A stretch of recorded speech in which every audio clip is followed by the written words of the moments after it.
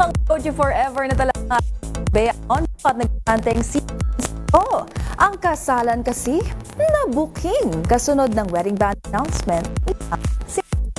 Ang pinag-usapan online sa Showbiz Report. Malapit na ang ikasal ang aktres na si Bea Alonzo sa negosyanteng si Vincent Co. Ito ang nakumpirma kasunod ng marriage banns announcement ng St. Peter the Apostle Parish sa Maynila. Dito ngay nakasaad na groom si Ferdinand Vincent Peco at kanyang bride na si Philbert Angeli Escalante Ranolio na siyang pangalan ng aktres sa tunay na buhay. Ang marriage banns announcement ay karaniwang sinasagawa 3 Sundays before the wedding day. Magunita na Agosto, noong nakaraang taon ang kumpirmahan ni Bea ang kanilang relasyon ng presidente ng local grocery giant na Pure Gold.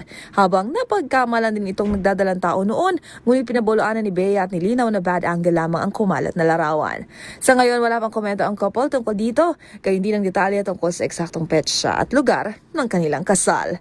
Kung matatandaan, ganito rin ang nangyari noon sa aktres na si Erge Gonzalez, kung saan pagkamat hindi personal na inanunsyo ang pagpapakasal, ay nalaman ito ng publiko dahil sa marriage banns na nakapaskil sa bulletin board ng isang simbahan.